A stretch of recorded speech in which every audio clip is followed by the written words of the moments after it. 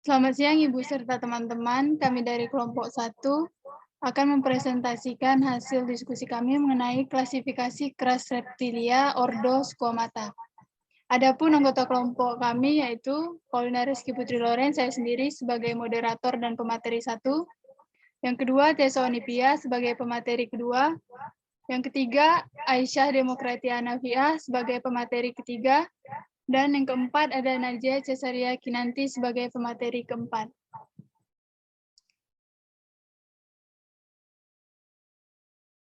Next.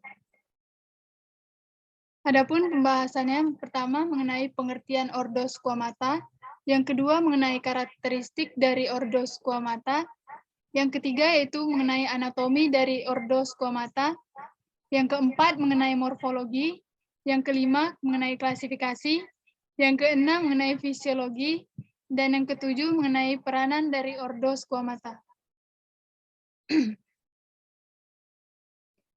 Baiklah, yang pertama yaitu mengenai pengertian ordo Squamata.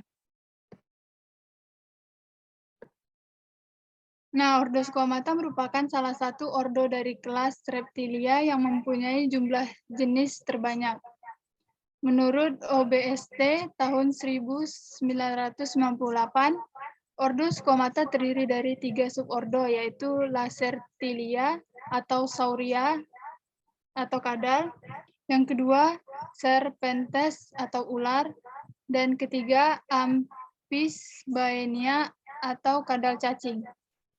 Nah, kadal dan ular adalah kelompok hewan anggota ordo Squamata kelas Reptilia. Dua kelompok hewan reptilia ini secara umum hidupnya dekat dengan air. Mereka sering sekali ditemukan di dalam dan di sekitar sungai.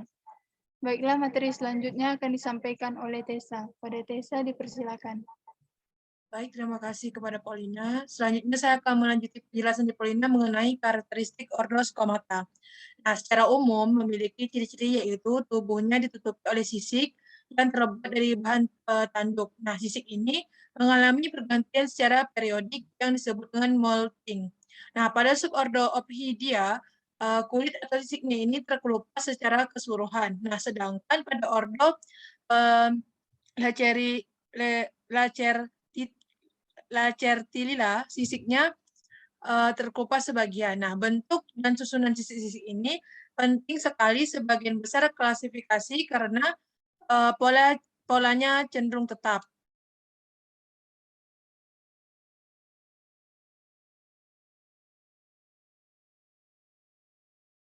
Selanjutnya yaitu mengenai anatomi ordo Squamata. Nah, pada subordo Serpentis, alat gerak dan lokomosi memiliki lubang sensor khusus di tepi sisi kepala.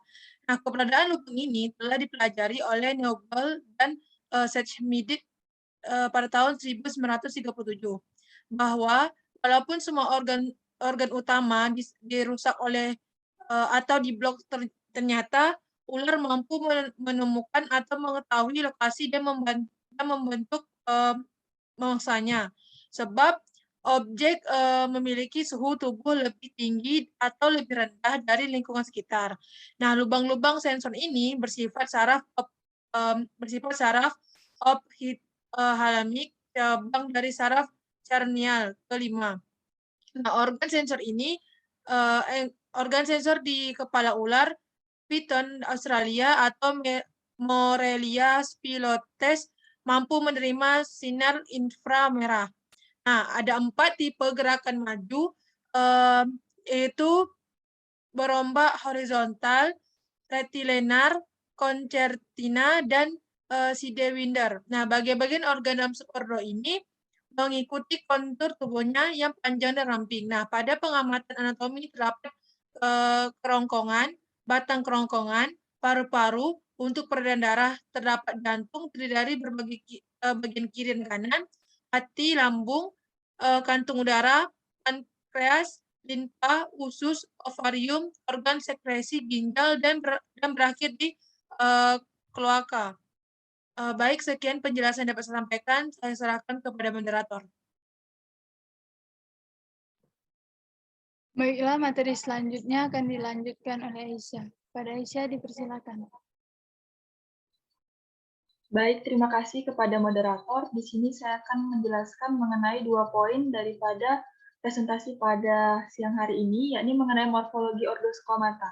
Yang pertama, anggota dari kelas ini umumnya memiliki kulit dengan sisik yang kering, nafasnya menggunakan paru-paru, reproduksi dengan cara ovovivipar, yang mana mereka menyimpan telur di dalam perut induknya sampai menetas, dan telur ini punya cangkang yang keras. Pada beberapa anggota kelas ini, sebagian besar punya kaki berjumlah 4, dan beberapa yang lain tidak punya kaki.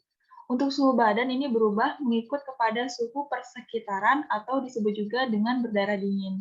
Oleh karena itu, anggota kelas ini tidak mampu mengontrol suhu badan mereka. Kalau geraknya itu menggunakan tungkai dan ada juga yang bergerak dengan cara melata. Pada famili Gekkonidae, tungkai tersusun secara paralel untuk memudahkan menempel dan juga merambat di dinding.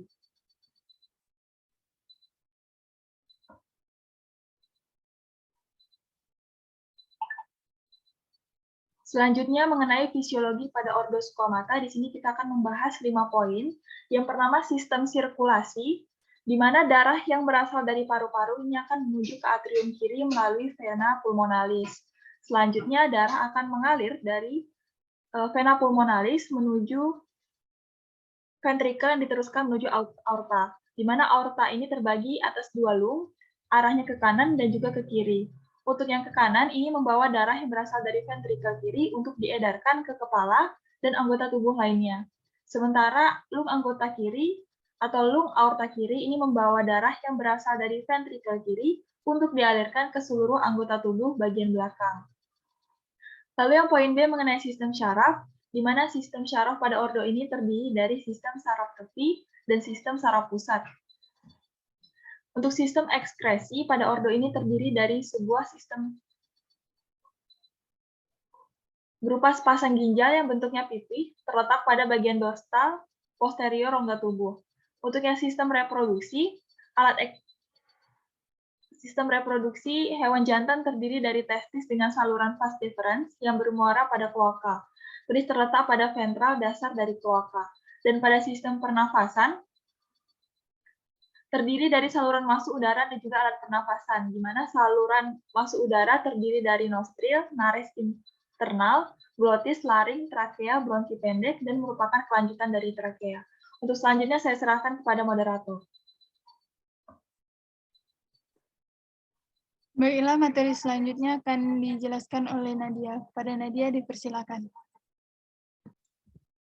Baik, terima kasih moderator. Selanjutnya kita masuk ke poin ke-6, yaitu klasifikasi ordo Squamata. Yang pertama ada subordo Serpens atau ular, di mana famili Boidae, kingdom Animalia, filum Vertebrata, kelas Reptilia, ordo Squamata, famili Boidae, genus Boa, spesies Boa constrictor.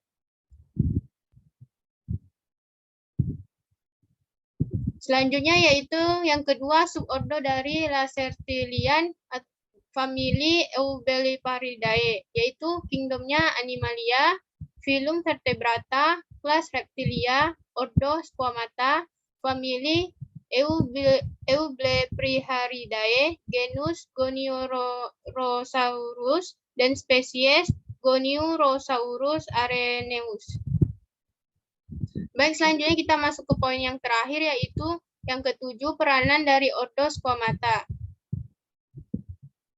Kadal dan ular memiliki fungsi alami sebagai kontrol biologi bagi populasi serangga, terutama nyamuk dan Rhodesia atau tikus. Yang kedua yaitu kulit dari subordo Serpens bisa dimanfaatkan untuk pembuatan tas, sepatu, ikat pinggang, dan hiasan lainnya. Dan yang ketiga, daging dan telurnya di negara-negara tertentu bisa digunakan atau dipakai untuk konsumsi makanan manusia. Mungkin itu saja yang dapat saya jelaskan. Selanjutnya saya serahkan ke moderator.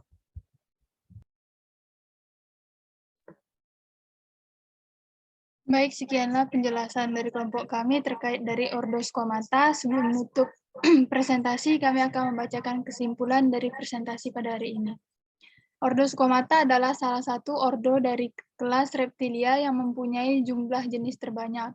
Nah, ordo squamata ini terdiri dari 3 subordo, di mana yaitu yang pertama Lacertilia, yang kedua Serpentes, dan yang ketiga Amphisbaenia.